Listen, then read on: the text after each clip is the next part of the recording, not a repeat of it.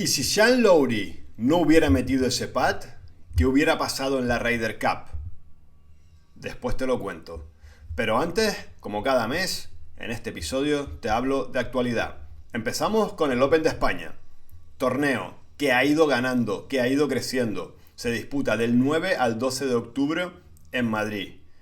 Para los jugadores españoles, el torneo más importante del año. Todos quieren poner su nombre en el Open de España. Se juega en el Club de Campo Villa de Madrid. Un club de campo espectacular, con muchos deportes, con una gran oferta deportiva y en particular con un gran campo de golf. Un diseño de uno de los mejores diseñadores de campos de golf que ha dado nuestro país, España, que se llama Javier Arana. A los jugadores les encanta este torneo. En uno de sus puntos más fuertes es el campo en el que se juega, las instalaciones. Y ha crecido mucho. ¿En qué crece un torneo de golf? A nivel profesional, en el plantel de jugadores. Cada vez se ven jugadores más importantes pasando por este torneo. Este año tenemos a Sergio García, tenemos a Joaquín Niemann, tenemos a Sean Lowry. Gran plantel de jugadores. Y el patrocinador principal de este torneo es Madrid, como ciudad, como comunidad autónoma. Y esto me gusta, porque que una ciudad apueste por un torneo como el Open de España de golf significa mucho. Y es que Madrid tiene más de 100.000 licencias federativas de todas las que tiene España, las 300.000 aproximadamente que tiene nuestro país, España. 100.000 están en Madrid, se concentran en Madrid. ¿Qué quiere decir? Que hay una gran afición. Y por lo tanto Madrid lo sabe la potencia económica que es nuestro deporte y apuesta por ello. Felicidades a Madrid y espero que disfruten mucho de su torneo. Plantel de jugadores que han ganado: Jon Rahm 3 veces, Rafa Cabrera, Ángel Hidalgo, que ganó el año pasado precisamente a Jon Rahm en el playoff, Miguel Ángel Jiménez, Francesco Molinari, Sergio García, que yo recuerdo haber ido a ver ese hace muchos años, creo que fue por el 2002 que Sergio García ganó aquí en Gran Canaria, donde yo estoy, en el desaparecido campo del Cortijo. Una pena, un campazo que puso a los jugadores contra las cuerdas porque era muy difícil, soplaba mucho viento, un diseño muy exigente y en esa ocasión Sergio García lo ganó. Si quieres ir a esta edición de 2025, del 9 al 12 de octubre en el Club de Campo Villa de Madrid, recuerda que tienes que sacar entrada. Tienes entradas desde 30 euros, entrada general, puedes comprar pases para toda la semana y si eres federado español o eres un niño o vas con tus hijos, recuerda que tienes precio reducido de 15 euros. Y ahora te doy mis favoritos. Para ganar, españoles. Me gustaría que ganara Ángel Ayora, que está haciendo un temporadón brutal en el DP World Tour, o Rafa Cabrera, que va en una trayectoria positiva, ascendente en su juego. Ya lo ha ganado. Es un torneo que le gusta. Y por qué no, otra victoria estaría muy bien. De los demás, de los internacionales, veo como favoritos para ganar Marco Pench, que lleva una temporada espectacular, se quedó fuera de la Ryder Cup por muy poco, pero era una de las opciones para elegir por el capitán, y Joaquín Niemann, uno de los mejores jugadores del mundo, que pasa a veces desapercibido porque juega en el Live Tour, no juega en PGA Tour o DP World Tour, pero sigue siendo uno de los mejores. Y ahora cambiamos de tema, actualidad. Greg Norman. Te hablo un poquito primero de él y luego ya te digo por qué está de actualidad. Greg Norman fue el mejor jugador de golf del mundo. Era un jugador que se le conocía como el tiburón blanco. Australiano, una melena rubia, jugador alto, fuerte. Y creó una marca de ropa que se llamaba The White Shark, el tiburón blanco, con un logotipo, iba con un gorrito de paja. Era un jugador muy carismático. Y es muy curioso su caso porque no solo era jugador de golf, es un empresario, era muy innovador, era muy atrevido, no solo dentro del campo, que también lo era, sino también fuera. Y en los últimos años ha estado agitando el mundo del golf con sus ideas, con sus propuestas. Pero vamos a hablar primero dentro del campo. En los años 80 y principios de los 90, su juego agresivo, su potencia, su carisma, como dije antes, ese ir con ese gorro tan peculiar, lo hacía muy llamativo, pero es que también ganó 2 Open británicos y lo más curioso casi ganó 5 Masters de Augusta, casi no llegó a ganar ninguno, los perdía. En el último día hay uno que es muy recordado con Nick Faldo que perdió hasta 6 golpes que llevaba de ventaja, pero con todo esto fue 331 semanas número 1 del ranking mundial. pues solo superado, pues yo creo, por Tiger Woods y Jack Nicklaus. O sea, si no lo viste jugar, pues imagínate la talla de este jugador. Pero es que también fue el primer jugador de golf en entender el valor que podía dar su imagen, el valor que podía dar su posición al mundo de los negocios. Se metió en diseño de campos de golf, como ya dije, se metió en ropa, se metió en vino, se metió en bienes raíces. Y esto lo hizo convertirse más allá de un jugador de golf en una persona muy importante en la industria del golf. Y ya en los años 90 a principios amenazó con el World Tour Golf. Él veía que todos los jugadores, los mejores jugadores del mundo, debían reunirse en un circuito mundial, no separado, pues el Asian Tour, el European Tour, el PGA Tour en América. Y esto ya era la antesala de la que iba a liar en el Leaf Golf. Fue el promotor, fue el CEO, fue el comisionado del Leaf, que si no lo sabes, seguro que sí, pero es un circuito profesional que nació hace unos años y está financiado, la polémica es que nació financiado por Arabia Saudí, por los fondos que tiene Arabia Saudí para invertir en el deporte. Por un lado, él creía en su nuevo formato, cambió muchas cosas, 3 días, juego en equipos, música, más atractivo, más espectáculo. Pero entre la polémica de los fondos árabes y que muchos jugadores que jugaban en otros circuitos se fueron a este Leaf Tour nuevo, pues creó una fractura en el mundo del golf. Hubo muchas peleas, los dejaron fuera de grandes, de Ryder Cup, de ranking mundial. Ahora está cambiando, ya se están llegando a un acuerdo. ¿Esto era necesario? Pues movió el avispero, como se suele decir, y pasaron cosas, jugadores se cambiaron. Yo creo que al final ha sido positivo, porque al final cada jugador puede jugar donde quiera, se van a ir uniendo, los mejores van a jugar siempre los grandes, la Ryder Cup, van a estar arriba en el ranking mundial, se va regulando y hay más oferta para los aficionados también, diferentes, no mejores ni peores, diferentes. Greg Norman lo crea, lo pone en marcha, fractura el golf, jugadores enfrentados, circuitos enfrentados y ahora decide que se va. Ya acabó su etapa en el Leaf Golf, desaparece. Pues como dijimos, un innovador, un empresario y una persona muy carismática. Y por eso te lo quería contar. Soy Óscar Garzón y te estoy hablando desde Gran Canaria, España, graduado en Comercio Exterior y Marketing, técnico deportivo de nivel 2 de la Real Federación Española de Golf, máxima distinción europea en la enseñanza del golf. Llevo más de 20 años en esta industria con mi escuela Play Golf y desde 2021 compartiendo con todos los players en Instagram y TikTok como Óscar Garzón Golf. Y en YouTube, en el canal Clases de Golf Español. Sígueme y suscríbete. Si quieres contactar conmigo, a oscargarzongolf@gmail.com. oscargarzongolf@gmail.com. Vamos a hablar un ratito. Quédate conmigo. Empezamos con la Ryder Cup. Y si el pad de Shane Lowry no entra y no empata para retener la copa, ¿qué hubiera pasado? Tal y como iba esa tarde de domingo, José María Olazábal, uno de los vicecapitanes, un jugador con mucha experiencia en Ryder Cup, lo dijo. Dijo que si Shane Lowry no mete ese pad, perdemos la copa. Él estaba ahí. Y yo la verdad que estoy de acuerdo con él. Pero vamos por partes.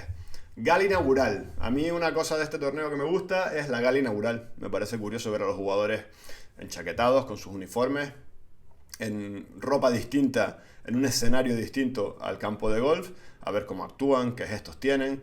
Me parece muy curioso. Y hay una cosa que me mata, que es que los jugadores salgan con gafas de sol al escenario. Los americanos suelen salir con muchas más gafas de sol que los europeos.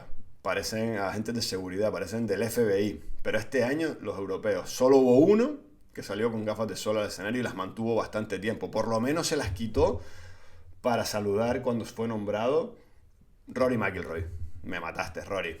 Me mataste porque no me parece la manera mejor de salir a un escenario. Por lo menos te las quitaste para saludar. Eso te honra.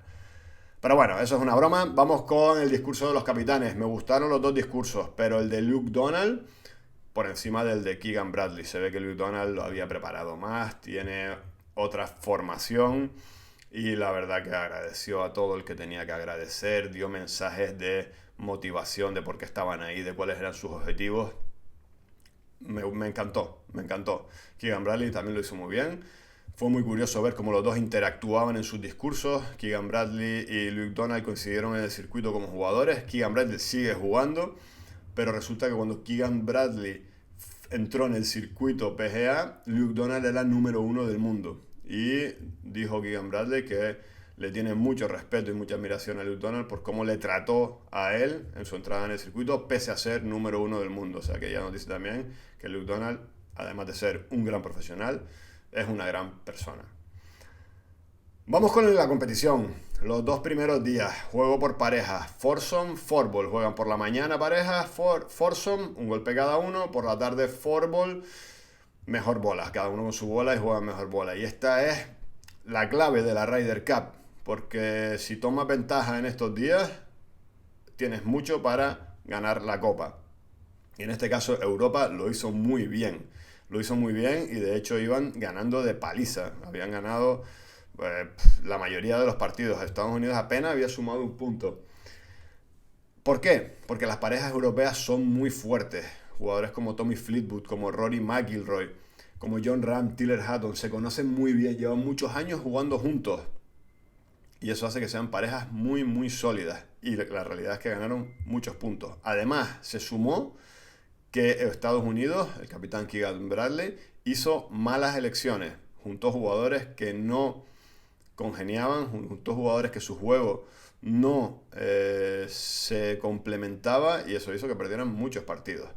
Estas son mis días preferidos de Ryder Cup. Los 2 primeros días juego por parejas, me parecen súper divertidos por la modalidad. Tanto el mejor bola como el golpe cada uno son modalidades muy exigentes, son modalidades que ponen al límite a los jugadores, pero es que tiene la particularidad de que en Ryder Cup, como cada partido es un punto, no vas pensando en el futuro, no vas pensando simplemente vas pensando en ganar ese partido, porque es el punto que te estás jugando, da igual, vas a muerte, podríamos decir, vas a todo o nada. Entonces se ven golpes que los jugadores en circuito regular nunca se plantearían hacer, y en este caso se plantean hacer porque es o doy este golpe o pierdo el hoyo, o doy este golpe o pierdo mi punto, lo tengo que hacer.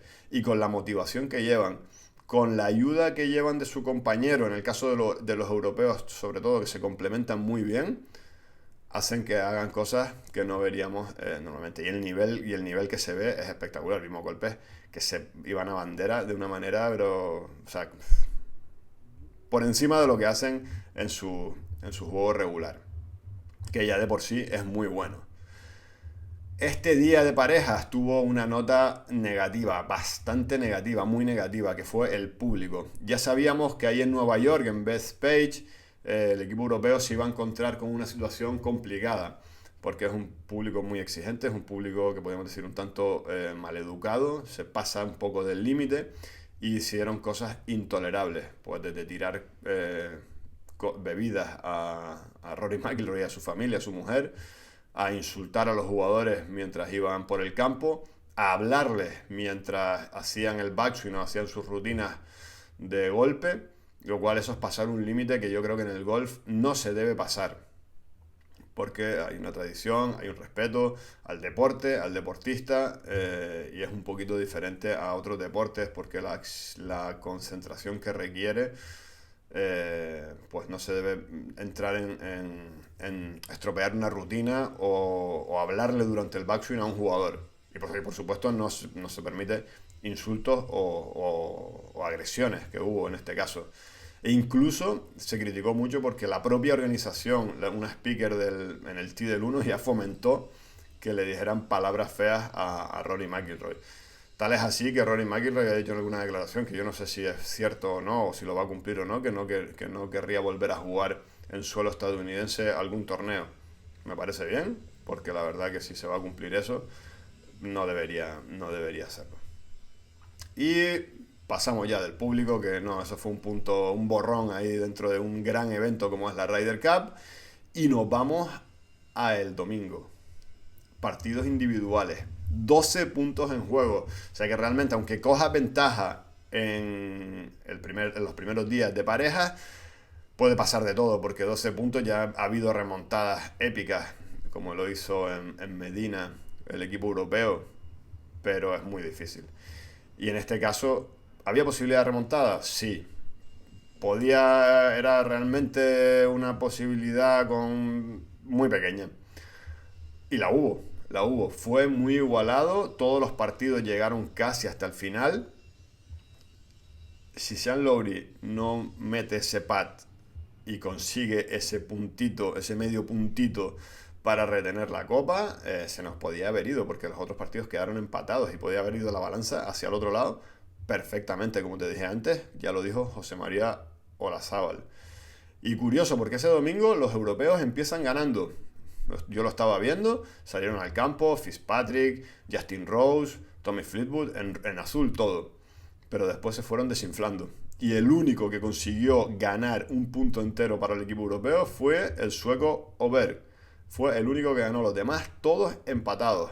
O si no, partido para los estadounidenses. Y a mí lo que me viene a la cabeza es, ¿por qué pasó esto? ¿Exceso de confianza? Yo no lo creo. No creo que hubiera exceso de confianza. Yo creo que los jugadores europeos sabían perfectamente que tenían que salir a dar lo mejor de sí mismos. ¿Que los jugadores estadounidenses son muy buenos y podían jugar bien y ganar los partidos? Por supuesto. Pero yo creo que hubo un componente también, que ahí sería un punto positivo para el público norteamericano, que consiguió el sábado, en cierta manera, intimidar al equipo europeo. Y creo que el equipo europeo recibió algún mensaje de chicos, no calienten mucho al público, que aquí se puede liar una gorda, entonces vamos a salir tranquilitos y que no se líe demasiado. De hecho, en los primeros hoyos se veía como realmente había poco público, había gradas vacías, y lo comentaron, que había gradas que estaban medio vacías, o sea que por la paliza que Europa le estaba dando, posiblemente hubo muchos aficionados que no fueron con su entrada a ese último día de la Ryder Cup. Yo creo que los europeos salieron un poquito fríos, en plan, no vamos a darnos muchos golpes en el pecho ni levantar muchos puños, porque si a ver si nos empiezan a tirar latas, vasos o empiezan a insultarnos y ya no podemos jugar. Y eso hizo probablemente que los equipos estadounidenses consiguiera ganar algunos hoyos y se viniera arriba. Pero bueno, al final Europa consiguió ganar la Ryder Cup en suelo estadounidense.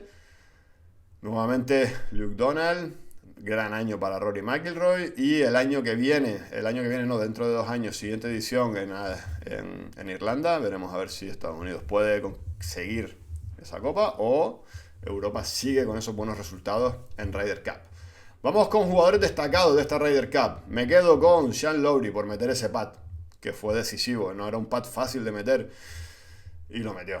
Rindió muy bien en pareja, además es un jugador que vive la Ryder Cup de una manera, lo dijo en declaraciones, dice, sí, he ganado el Open británico en suelo irlandés, que es su país, que eso puede ser como lo máximo para un jugador, pero dice que por encima de eso está ganar la Ryder Cup. Dice que él vive para la Ryder Cup, que es su torneo. Eso lo hace que sea muy bonito y se le ve que está enchufadísimo cuando juega Ryder Cup. Otro jugador con el que me quedo, Tommy Fleetwood. Seguro de vida para los dobles, lo quiero en mi equipo. O sea, Tommy, sales a jugar foursome, sales a jugar fourball, no pierdes un partido porque es un jugador muy consistente, muy seguro y es muy agradable jugar con él. Además, tiene un caddy que mide unos 2 metros, tatuado, enorme, que intimida. De hecho, se le vio en algunos de los partidos que se pusieron un poquito más tensos. Se acercó a los otros jugadores y le dijo, chavales, vamos a ir tranquilos. Y eso, ver a ese caddy acercándose a decirte eso, seguro que intimida. Los hacen una pareja muy valiosa para cualquier equipo de Ryder Cup. Tenemos a Jon Rahm también como jugador destacado. Lo destaco porque es un hombre Ryder sin duda. Lo vive, lo siente, es muy sólido. Me sorprendió que perdiera su partido individual. Pero bueno, jugaba contra Xander Schauffele y es normal. O sea, 2 grandes jugadores, ahí puede ganar cualquiera. Pero rindió muy bien en sus partidos de dobles. Y hace una muy buena pareja con su compañero de equipo, Tiller Hatton, que jugaban juntos en el Leaf y fue un gran apoyo para el equipo europeo. Y último jugador destacado, pero lo destaco negativamente. Aunque ganó a Rory en los individuales, Scottie Scheffler, 4 derrotas en dobles. No había pasado nunca que un número 1 del mundo perdiera sus 4 partidos de dobles en los 2 primeros días de Ryder Cup. Scottie lo hizo. Es un jugador peculiar. Parece que es un jugador de individuales. Es un jugador que individualmente va muy consistente, va muy sólido, pero parece que en pareja no congenió con ninguno de sus compañeros. Y para acabar con la Ryder Cup, te quiero hablar de los capitanes, unas reflexiones. Después tú ya me dirás en algún comentario si estás de acuerdo conmigo o no, pero voy a hacer algunas reflexiones sobre ambos capitanes. Empiezo con el de Estados Unidos, Keegan Bradley. Pues mira, diría que fue una mala elección de capitán, porque es un jugador en activo, un jugador que estuvo a punto de clasificarse para ser jugador del equipo de la Ryder Cup y hubo polémica de si debería ser jugador, si debería ser capitán o si debería ser capitán jugador. Y yo creo que no se puede preparar una Ryder Cup siendo jugador. Hay muchos detalles, es muy exigente preparar un equipo de Ryder Cup, tienes que ver estadísticas, tienes que organizar todo lo que va a pasar en esos días de competición y eso lleva años, lleva meses, años. Y si estás en activo en el circuito, veo muy complicado que lo puedas compaginar. Y así se vio. Se vieron malas elecciones para los días de pareja. Se vio una mala preparación del campo. De hecho, él lo reconoció, que no había preparado el campo como se debería haber preparado. Y eso les podía haber dado ventaja, sin lugar a duda. En el equipo estadounidense, si te pones a analizarlo, jugadores como Bryson DeChambeau, Harris English, Scottie Scheffler, con jugadores con muy buenos resultados en US Open. Y ese campo de Best Pitch Black es un campo de US Open. Si lo hubieran a preparar como si fuera un US Open, probablemente hubieran tenido más opciones de ganar, pero no lo hicieron. ¿Y eso por qué puede ser? Porque Keegan Bradley no estuvo pendiente de ese detalle. ¿Por qué? Porque estaba jugando en el circuito, estaba intentando meterse en el equipo o subir ranking mundial o ganar su trabajo. Y de hecho tuvo suerte de no llevarse una buena paliza. ¿Qué hubiera pasado si el domingo los europeos hubieran salido más enchufados y hubieran ganado pues, los partidos que tenían que ganar realmente? Porque tal y como iban jugando, podían haber ganado 6, 7 de los 8 partidos de los 12 y el resultado hubiera sido abultadísimo. Pero tuvo suerte y al final quedó muy igualado y es como que se suavizó su mala actuación como capitán. Y luego en la otra parte tenemos a Luke Donald, que es el supercapitán. Es como el capitán que todos querríamos tener en nuestro equipo. El Luke Donald lleva 6 victorias en Ryder Cup. Ha ganado 6 Ryder Cup. Ha ganado 4 como jugador y 2 como capitán. Y además como capitán ha hecho una gestión brutal. Tiene un equipo que trabaja con él, Eduardo Molinari, tiene los subvicecapitanes, mantuvo el equipo casi igual a excepción de cambiar un hermano por otro, los hermanos Højgaard, Nicolai y Rasmus en el equipo, pero el resto de jugadores eran el mismo. Los vicecapitanes, la preparación lo ha hecho igual, todos los detalles cuidadísimos y eso al final se nota y al final pues son detalles que llevan la balanza hacia tu lado y hacia tu victoria. Es una persona inteligente, está formado, está educado y es un gran trabajador. No destacaba especialmente en nada, no era algo espectacular, pero llegó a ser número 1 del mundo de golf. Y eso es que es un currante y que es muy, muy inteligente. Y ahora la pregunta, ¿debes seguir como capitán Luke Donald o esto tiene que ser rotativo y decirle, no, ahora tú ya no eres capitán, ahora vamos a elegir a otro jugador? Que hay muchas posibilidades para exjugadores de Ryder Cup que ya tienen una edad y que ya podrían dedicarse tienen más tiempo para jugar, para hacer el papel de capitán. O seguimos con Luke Donald, que funciona muy bien, que tiene las cosas muy claras, que tiene un gran equipo de trabajo y seguimos ganando Ryder Cup cada 2 años. ¿Tú qué opinas? A mí la verdad que me gustaría que Luke Donald siguiera siendo capitán. No creo que tenga que ser un papel rotativo de vamos a darle como una distinción a los jugadores que han pasado por aquí y todos van a ser capitanes. Si encontramos un capitán que funcione y vivimos la Ryder Cup como europeos y queremos ganarla, pues si Luke Donald sigue funcionando, y él quiere, claro, pues que siga siendo capitán. Y una curiosidad, ¿qué te pareció la regla del sobre con la lesión de Viktor Hovland? Si te fijaste, el último día, Viktor Hovland no pudo jugar el partido individual porque tenía una lesión de cuello. Y ese partido lo dieron como empatado. Lo empataron porque los capitanes meten en un sobre el nombre de un jugador como el peor jugador o el que consideran que menos probabilidades tiene de ganar su partido individual y en caso de que haya una lesión en el otro equipo, ese partido cuenta como empatado y suma medio punto para su equipo. En este caso, sin duda benefició a los europeos. ¿Es una regla que debería seguir? ¿O si un jugador se lesiona, el punto va para el otro? ¿O tú qué harías? ¿Cómo lo ves? Yo no sé. Le he dado vueltas, pero no sé qué sería lo más justo, la verdad, porque es una pena. No creo que ningún jugador se quiera perder ese último día de individuales. Y al final medio punto pues puede ser justo para cada equipo.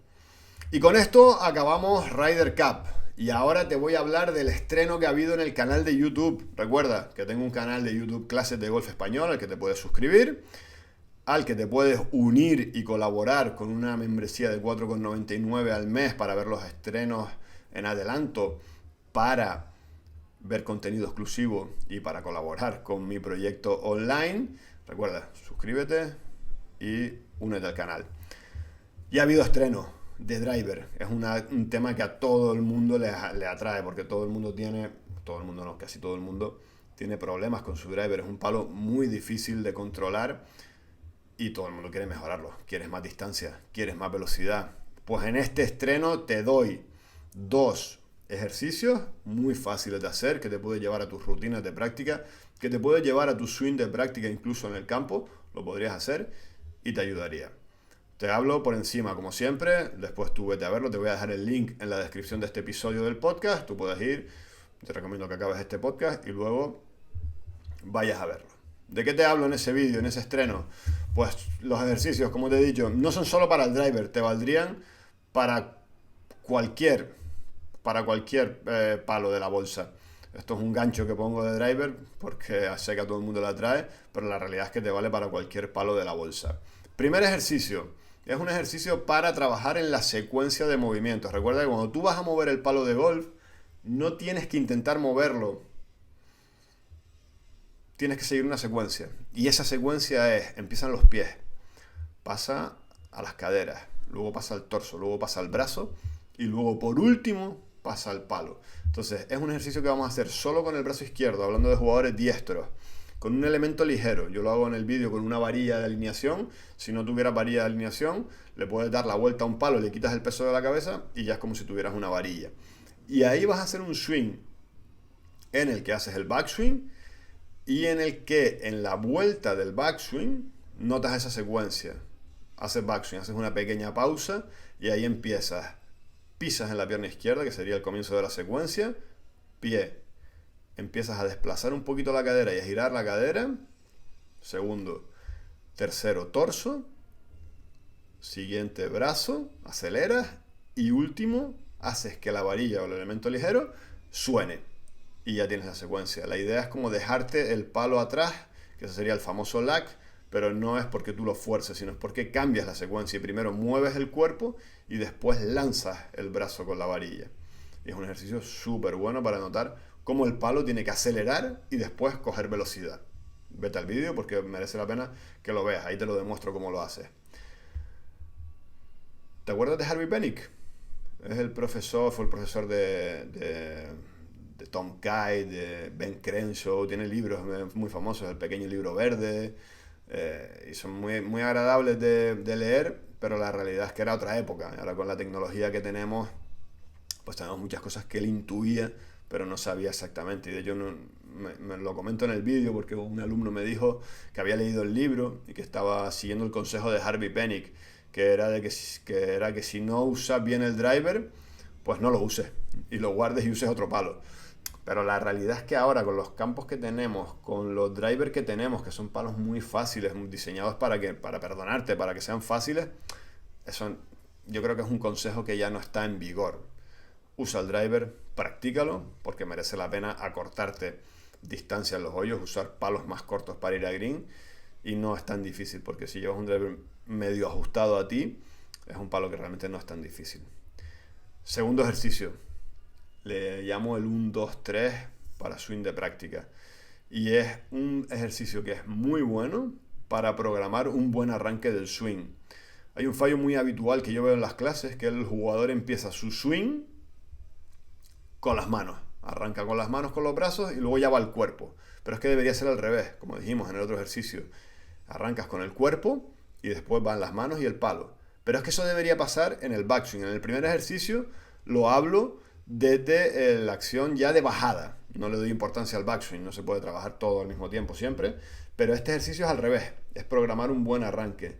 Entonces, ¿qué significa 1, 2, 3? Uno es que vas a hacer un pequeño movimiento hacia la izquierda, si eres un jugador diestro. Normalmente arrancarías hacia la derecha, en este caso vamos a arrancar hacia la izquierda. 1, 2, ya haces el backswing y 3, terminas. Ese 1 para la izquierda te da que el 2, que es el backswing real, lo hagas con el cuerpo primero y después con los brazos. Entonces te ayuda a programar con muchas repeticiones cuál sería un buen arranque. Y es un ejercicio que funciona muy bien. Y en ambos casos, una cosa que destaco es intentar siempre con el driver hacer un final estable. Mejores jugadores, Rory McIlroy, Joaquin Niemann, cualquiera que te pudiera decir, Adam Scott, ves que pegan el driver, generan muchísima velocidad, pero los finales son clavados. Todos los finales son iguales. Y eso es una cosa que tú deberías intentar, tanto en el swing de práctica como cuando vayas con bola. Me harto de ver gente en el tee de prácticas y en el campo que cuando pega un drive se retuerce, acaba haciendo un molinillo, los pies se mueven por completo del sitio donde estaban y de esa manera es muy difícil ser consistente. Lo que tienes que saber es que se puede mover el palo rápido, pero que si lo haces en una buena secuencia, tu final va a ser muy estable. Y eso es algo que tienes que entrenar. Ve el vídeo. En el propio vídeo, si lo estás viendo y tienes alguna duda o quieres compartir tu experiencia, comenta. Siempre recuerda que en YouTube me esfuerzo mucho por responder a todos los comentarios que me hacen porque me gusta mucho esa interacción. Y ahora vamos con el último tema que tenemos para este episodio. Ya estamos acabando. Quédate conmigo porque te voy a hablar sobre la ropa de golf. Me ha surgido porque en las últimas semanas me han mandado varias marcas que no me patrocinan ni nada, pero me han mandado ropa. Me han dicho, oye, tenemos esta ropa, somos fabricantes y somos una marca de golf y queremos que pruebes nuestra ropa y si te consideras oportuno, pues haz algún comentario. Entonces me vino a la cabeza y pensé, oye, pues voy a hacer en algún episodio del podcast, voy a hablar sobre la ropa de golf, porque es un tema que en mi trabajo diario sale mucho. Yo trabajo en un tee de prácticas que está en medio de la ciudad y la gente va vestida pues de cualquier manera. Van vestidas porque vienen del gimnasio, van vestidas porque van a jugar al golf, van vestidas porque vienen de la oficina. Y hay mucha polémica si cumplimos o no la etiqueta del golf. ¿Cuál es la etiqueta del golf? La etiqueta del golf es que, pues si ves el cartelito ese que publican en los campos y la federación, dice que tienes que llevar la gorra hacia adelante, dice que tienes que llevar un polo con cuello, no puedes llevar vaqueros ni chándal, tienes que llevar una bermuda, un pantalón de pinzas. Tiene que ser, pues eso, pues tienes que ir vestido de golfista. Que yo lo veo bien, pero en determinadas situaciones yo no veo mal que sea flexible. ¿Por qué? Porque es una barrera para el golf realmente. Tú, si alguien va a practicar a un tee de prácticas, imagínate, la primera vez va a un bautismo de golf. Y no, es que para venir a un bautismo de golf tienes que venir vestido de golf. Pues eso es una barrera. Mucha gente no lo va a querer hacer. Me dice, no, pero es que en otros deportes, si puedes hacer un bautismo de buceo, pues te tienes que poner el neopreno y la... Sí, pero es que hay deportes, o si vas a hacer un bautismo de escalada, tienes que ponerte el arnés. Hay deportes que son más exigentes por seguridad. Esto es un tema más de costumbre o estética. Yo no creo que para una primera clase de golf te tengas que vestir de golfista. Puedes ir vestido como quieras, cada uno tiene su estilo. Es verdad que después si te metes, ya ahora te hablaré de cuál es mi opinión. Y otro tema que me surge con el tema de la etiqueta en golf, ¿es igual para hombres y mujeres? Yo creo por lo que yo veo en los circuitos profesionales, porque lo que yo veo en los campos de golf, las mujeres tienen más posibilidades para variar, para dar un toque personal a su vestimenta. No así los hombres. Los hombres se tienen que ceñir al polo y al pantalón, de bermuda o pantalón chino. Y las chicas tienen pues más posibilidades, pueden ir sin cuello, sin manga, con manga, pueden ir en falda, pueden ir en pantalón más apretado, más suelto. Y ahí es verdad que ellas tienen un poquito de ventaja. Y otra cosa que te planteo, y ya me dirás tú qué opinas. Me choca mucho también que, por ejemplo, oye, yo no puedo ir con una camiseta sin cuello, no puedo ir con una camiseta sin cuello, no puedo ir con la gorra para atrás. Pero ¿qué pasa con la gente que va cumpliendo la etiqueta a rajatabla? Porque lleva su pantalón chino, su polo, pero es una ropa viejísima, es una ropa fea, es una ropa del torneo que le regalaron el polo el año 93 y ya lo tiene gastado de lejía, manchado, roto, huele a humedad, pero va cumpliendo la etiqueta. qué hacemos con ellos? ¿Cómo están dejando nuestro deporte a pesar de que cumplen la etiqueta? Entonces hay muchas cosas ahí que entran en juego en el mundo del golf en cuanto a la ropa. Pero bueno, más allá de la polémica y las costumbres, que yo entiendo y respeto a todo el mundo, por supuesto, yo aquí hablo, pero siempre desde un tono cordial, no me estoy metiendo con nadie. ¿Qué es lo importante? Para mí lo importante es que a cada sitio tienes que ir como hay que ir. A mí no me gusta ver, por ejemplo, a la gente que va a jugar al pádel con unas zapatillas de fútbol sala y vestido con la camisa del Barça. No creo que sea lo oportuno. ¿Que puede ir, pero no creo que sea lo mejor. Porque la ropa está diseñada para cada deporte. Si compras una buena ropa diseñada para ese deporte, te va a ayudar a tener una mejor experiencia. Las fábricas, los diseñadores, iba a decir ingenieros, que probablemente también, los diseñadores utilizan tecnología aplicada para ese deporte en particular. Por ejemplo, un tejido transpirable, una ropa impermeable, es fundamental para que tú estés cómodo dentro del campo de golf. Y todos esos beneficios, pues al final te protegen contra el sol, te quitan el frío, te ayudan en días de calor. Y tu experiencia en la práctica de ese deporte pasa a ser mucho mejor. No me imagino pues ir a jugar al vóley playa con un vaquero, con un jean. O ir a jugar en un día de calor al fútbol con un traje de agua, con una chaqueta para el agua. O sea, todo tiene su lógica, ¿no? Y creo que hay que cumplirla. Vamos a ir ahora de los pies a la cabeza. Vamos a empezar por las gorras. Pues la gorra es un elemento fundamental. ¿Para atrás o para adelante? Pues a mí la verdad que me da igual, eso ya depende de cada uno. A mí ver a alguien con la gorra para atrás, la verdad es que no me molesta en absoluto. Pienso, oye, si la estás usando para taparte el sol, pues igual estás haciendo un poco el tonto, porque no te está tapando la cara. Que cuando hay sol, o cuando hay lluvia, o cuando hay frío, o cuando hay viento, la gorra puede ayudar para diferentes cosas, o puedes usar diferentes tipos de gorra. Pero creo que es un complemento fundamental, ya que cada uno lo use como quiera, pero debería usarse para que te beneficiara en la práctica deportiva. Por ejemplo, hace mucho sol, oye, pues la visera de la gorra te va a ayudar a que la cara no se te queme, a que no tengas tanto reflejo en los ojos, y eso al final va a hacer que vayas más descansado y aguantes mejor en el campo de golf. Pero también la gorra es algo que me gusta verlo como un complemento.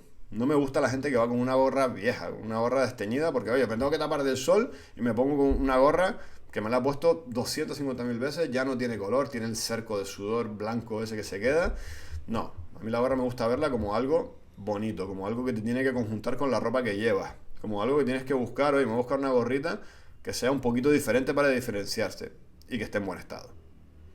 Un precio medio de gorras de golf, por lo que yo he visto, por lo que he investigado, entre 20 y 40 euros. Es un precio medio, que es verdad que las gorras no son baratas, pero a mí personalmente me gustan y yo haría la inversión en una buena gorra. También depende mucho del tejido. Hay tejidos más finos, hay tejidos más transpirables.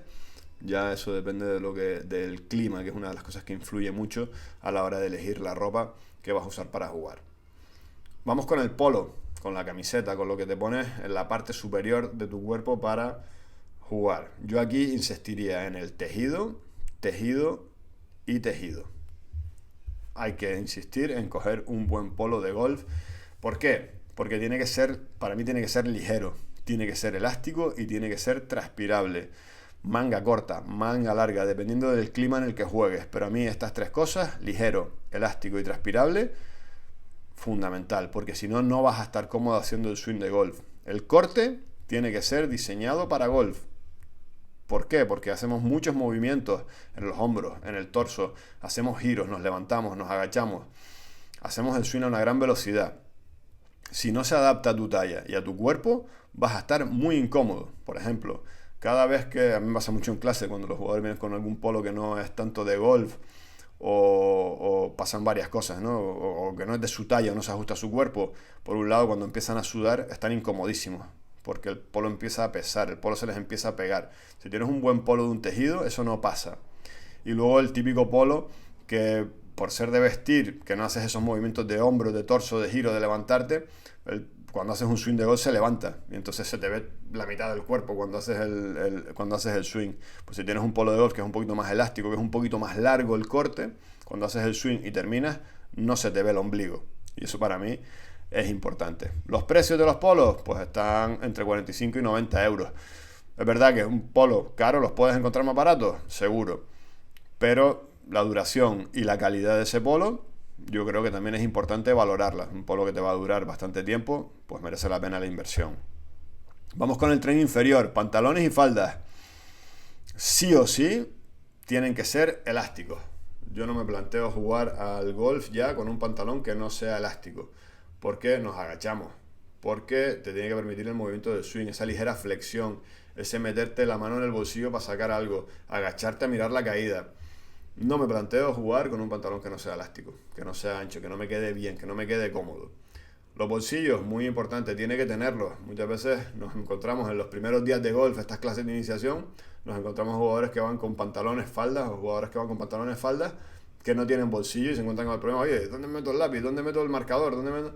Pues importante, tontería, pero que tengan bolsillos y que sean cómodos para meter la mano. Si al final metes la mano, la sacas y es muy estrecho, por ejemplo, o es muy duro, te acabas rozando los dedos, te puedes hacer heridas en las uñas, puedes acabar rompiendo el bolsillo del pantalón. Por eso tienen que ser elásticos, tienen que ser cómodos y tienen que ser bolsillos generosos. Y sobre todo, deben estar adecuados para el clima, porque encima de un pantalón sí te puedes poner la ropa de agua, pero no normalmente va a ser incómodo y te puede dar mucho calor. Entonces, para mí, la parte inferior, el pantalón debe ser adecuado para el clima. No te pongas un pantalón muy ligero, muy fino para jugar a baja temperatura, porque vas a pasar frío y por las piernas te va a entrar mucho frío. La parte de arriba siempre te puedes cubrir, te puedes poner un jersey, te puedes poner una chaqueta, hay muchas variedades. No he hablado de eso porque hay muchas variedades, con mangas, sin mangas, diferentes tejidos, cortavientos, impermeables. Ahí tienes muchas opciones de abrigarte por la parte de arriba, que es súper importante también que sea de golf, porque si no, si te pones ropa de abrigo que no está diseñada para jugador de golf, te va a ser muy difícil moverte. Eso lo tienes que tener en cuenta. Pero la parte de abajo, que se adapta a tu clima. Si vas a jugar en calor, pantalón corto. Si no quieres que te pegue el sol en las piernas, pantalón largo, pero que sea muy fino y muy fresquito. Un precio medio de pantalón, 60-100 euros. No es barato, pero si vas a ir cómodo, si quieres ir cómodo, ropa técnica, es el precio que tienes que pagar. Y es material muy duradero. Calcetines, seguimos para abajo. ¿Vale cualquier calcetín? Te diría que no. Mejor que sean buenos calcetines, mejor que sean calcetines deportivos, que te mantengan los pies secos, que te eviten ampollas, que no te hagan rosaduras, es fundamental. Y luego ya tú eliges la altura del corte del calcetín que a ti te venga bien. Si vas a llevar pantalón corto, hay gente que le gustan los invisibles, hay gente que le gusta que vaya a media pantorrilla, hay gente que le gusta que vaya ahí con un poquito que sobresalga, eso ya lo eliges tú. Si llevas pantalón largo, a mí por ejemplo con pantalón largo hay muchas veces que juego en calor, pero me gusta que ir con pantalón largo, pues el calcetín me gusta que sea cortito, que sea muy bajo. O hay veces que va a ser un poquito más de frío y me pongo un calcetín alto. Eso lo eliges tú. Pero que sean buenos y que sean deportivos. No te pongas un calcetín de vestir, un calcetín de diario para jugar al golf. Porque puedes sufrir con ese sudor, puedes sufrir con esas rosaduras y nada es más incómodo que en el hoyo 7 darte cuenta que te está rozando una ampolla en el pie y vas a tener que caminar otros 11 hoyos con ese dolor en el pie. Así que elige unos buenos calcetines. Y por último, hablando de ropa, zapatos. Todo es importante, todo lo que hemos hablado es súper importante, pero esto es aún más importante. No vale cualquier zapato. Para mí, tienen que ser impermeables. Nunca sabes cómo va a poder estar el césped mojado. No es que llueva en tu zona, que eso ya lo hace indispensable que sean impermeables, pero es que el campo lo riegan todas las noches. Y puede ser que te toque jugar temprano, vayas a salir a jugar y el campo esté húmedo, esté mojado, ya sea por la reventada, por la escarcha que cae por la noche, o ya sea por el riego. Pues tus zapatos tienen que ser impermeables, porque como pise 2 charcos y se te mojen los calcetines, se te mojen los zapatos, es súper incómodo caminar. Y luego tienes que elegir la suela. Si lo quieres con clavos, ya casi todos los zapatos van sin clavos, porque la suela está multitacos, tal y como las están diseñando, agarra muy bien y el cambio de clavo siempre es un engorro. Tienes que estar atento para que no se te gaste. Si se te gasta, se te pasa la tuerca, ya no la puedes cambiar. Multitaco es mi recomendación. Y luego tienes que elegir muy bien el tipo de horma. Yo, por ejemplo, tengo el pie ancho y necesito un zapato que sea ancho. Entonces, que sepas que hay varias hormas y tienes que elegir bien el tipo de horma, si lo quieres más ancho o más estrecho, y tienes que elegir bien la talla. No todos los modelos vienen, el tallaje no siempre viene igual. y tienes que elegir cuál es la talla para ti, para que no te roce, para que estés súper cómodo, para que el pie se ajuste muy bien a ese zapato. Son como los neumáticos de un coche, tienen que estar en buen estado. No uses los zapatos de golf para siempre hasta que se te rompan. Si ya ves que el zapato empieza a desgastarse por abajo, ya no tiene tacos, vas a poder resbalarte durante algún swing en el campo y vas a poder caerte en alguna pendiente, porque los campos tienen pendientes. Así que, igual que los neumáticos de tu coche, tienes que revisarlos de vez en cuando. Elige unos buenos zapatos, no son baratos, los zapatos de golf son caros, pero nuevamente, te insisto, es una buena inversión. Marcas para que mires a ver qué te gusta, qué puedes elegir. Pues mira, de toda la vida, FootJoy, Ping, Galvin Green, Callaway, Glenmuir y cientos de marcas más. Marcas deportivas, que hay muchos jugadores de golf que vienen de otro deporte y le gusta llevar una marca deportiva, marcas que se hayan metido en el mundo del golf y fabriquen cosas específicas para golf. Nike, Adidas, Puma, Reebok ha entrado ahora hace poco, Skechers. Son marcas muy reconocidas, son marcas hacen muy buen material y si vienes del mundo del deporte pues siempre te va a gustar llevar una marquita así de deporte. Y luego marcas que han salido también aquí en España, donde yo vivo y que me han llamado la atención y que las sigo y que me gustan. Tenemos los canarios Tee Time Golf Brand, 11 AM, 11 AM, que es una marca también que es muy fresquita, hace cosas muy interesantes. Y tenemos a Bankers Golf, que también me han mandado alguna gorra, y es como un poquito más canalla, un poquito más fuera de ese espectro golf, como queriendo dar un toque más de moda, más diferente, pero adaptado al mundo del golf. Y esas son 3 marcas que yo destacaría también, si le quieres echar un vistazo. Y para acabar esta sección, te digo que te invito a reflexionar un poco, ir a tu armario y ver qué tienes, cuál es tu ropa de golf y ver en qué puedes mejorar en tu ropa de golf. Porque tu experiencia, tanto cuando vas a entrenar como cuando vas a jugar, puede mejorar con un simple cambio en tu armario. ¿Te parece curioso? Pero es así. Y hasta aquí el episodio de hoy. Te doy las gracias por haberme acompañado hasta el final. Recuerda que tengo una asesoría en línea para jugadores de golf de todos los niveles. Escríbeme a oscargarzongolf@gmail.com y te envío la guía gratuita oscargarzongolf@gmail.com. Y ya sin más, yo, Óscar Garzón, desde Gran Canaria, España, te deseo que tengas mucho golf hasta la próxima vez que nos veamos. ¡Mucho golf, players!